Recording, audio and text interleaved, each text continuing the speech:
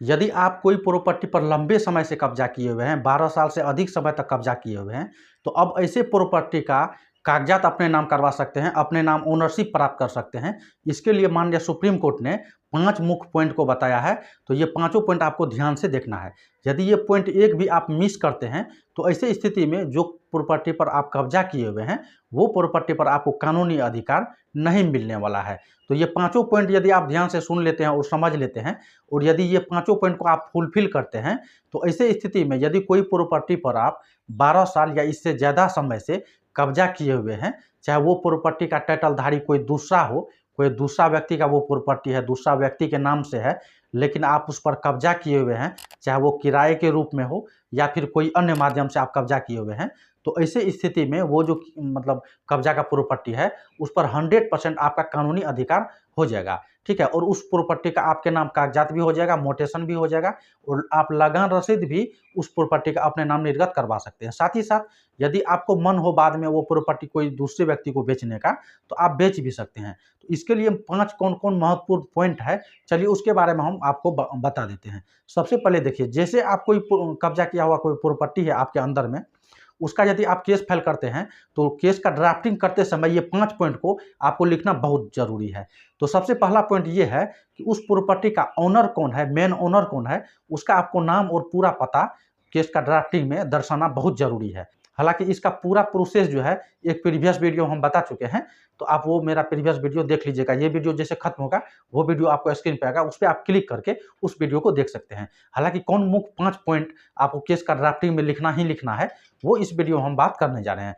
तो देखिए, जैसे आपका 12 साल या इससे अधिक समय तक लगातार कब्जा है, तो ऐसे स्थिति में 12 साल से जो अधिक समय से कब्जा हो रहा है, तो आपने कब्जा कब किया था, किस डेट में कब्जा किया था पहली बार, ये डेट का उल्लेख भी करना बहुत ज़रूरी है। यदि आप केस का ड्राफ्टिंग में डायरेक्ट ऐसे लिखेंगे कि मेरा 20 साल से कब्जा है या 50 साल से कब्जा है, तो ये नहीं चलने वाला है। ऐसे स्थिति में आपका केस जो है खारिज हो जाएगा, और आपका जो भी पैसा लगा है और समय भी बर्बाद होगा। तो इसलिए ध्यान से सुनिए ये पाँचों पॉइंट को। तो कब्जा जिस डेट से किए थे आप, ठीक है, वो डेट आपको मेंशन करना केस का ड्राफ्टिंग में बहुत ज़रूरी है। साथ ही साथ आपको बता दें, 12 साल से अधिक समय तक यदि कोई प्रॉपर्टी पर आप रहते हैं, तो ऐसी स्थिति में आप जो है उसका कानूनी अधिकार ले सकते हैं। ये बात कहा गया है द लिमिटेशन एक्ट 1965 का आर्टिकल 65 में ये बात कहा गया है, ठीक है। साथ ही साथ जिस दिन से आपने कब्जा किया है, और ये 12 साल या इससे ज़्यादा समय से जो कब्जा है, तो ये कब्जा कोई परेशानी का होना चाहिए, यानी कि बिल्कुल शांतिपूर्ण कब्जा होना चाहिए और लगातार होना चाहिए। यदि मान लीजिए आप 5 साल उस प्रॉपर्टी पे अपना कब्जा किए हुए थे, फिर बाद में जो है 2 महीना या 4 महीना या 1 साल के लिए आप अपना कब्जा छोड़ देते हैं, उसके बाद पुनः ये कब्जा करते हैं, तो ऐसे स्थिति में ये काउंट नहीं होता है। अब आपको समझ में आ गया होगा कि 12 साल कैसे काउंट होता है। तो ये लगातार होना चाहिए और बिल्कुल शांतिपूर्ण होना चाहिए। अब मान लीजिए यदि 12 साल के दरमियान में वो प्रॉपर्टी का जो ओनर था, वो कब्जा खाली करने का आप मतलब प्रयास किया, कहीं पे केस फाइल किया है या फिर पुलिस स्टेशन में ही केस फाइल किया है, तो ऐसे स्थिति में ये 12 साल काउंट नहीं होगा, ये शांतिपूर्ण कब्जा के अंतर में तब नहीं आएगा।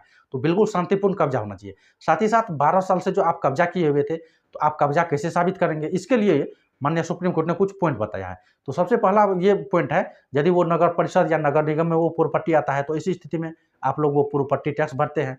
तो हो सकता है वो प्रॉपर्टी टैक्स आपके नाम से निर्गत किया गया हो, तो ये भी आप साबित कर सकते हैं। साथ ही साथ उस प्रॉपर्टी का जो वाटर बिल है, वो आपके नाम हो सकता है, या फिर मान लीजिए कोई प्रॉपर्टी है, उस पे आपने कब्जा किया, आपने मान लीजिए घर बना के रह रहे हैं, तो वहाँ पे इलेक्ट्रिसिटी आप लिए होंगे, तो बिजली का बिल जो है, वो इलेक्ट्रिसिटी बिल जो है, वो आप दर्शा सकते हैं कि मतलब 12 साल से पुराना यदि बिल आपके पास है और वो लगातार 12 साल तक का बिल आपके पास है, तो आप ये साबित कर सकते हैं बहुत ईज़िली, इस प्रॉपर्टी पर हमने घर बना के लगातार रह रहे हैं। साथ ही साथ मेरा हर माह का जो है इलेक्ट्रिसिटी बिल भी है।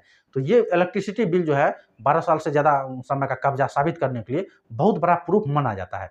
साथ ही साथ आपको बता दें, आप जो 12 साल या इससे अधिक समय से कब्जा किए हुए हैं, तो उसका जो भी प्रॉपर्टी का ओनर है, वो प्रॉपर्टी का ओनर का संज्ञान में होना चाहिए कि आपने उसका प्रॉपर्टी पर कब्जा किए हुए हैं, ठीक है। यदि उसको पता ही नहीं है कि उसका प्रॉपर्टी पर कोई व्यक्ति कब्जा किया है, तो ऐसी स्थिति में भी ये 12 साल काउंट नहीं होता है। तो ये जो आपको मैंने मुख्य पॉइंट बताया है, ये पॉइंट को यदि आप नज़रअंदाज कर देते हैं, इग्नोर कर देते हैं, और ऐसी स्थिति में यदि केस का ड्राफ्टिंग करेंगे, तो ऐसी स्थिति में आपके पक्ष में फैसला बिल्कुल भी नहीं आने वाला है। तो ये कुछ मुख्य पॉइंट था जो आपको ध्यान में रखना ही रखना है।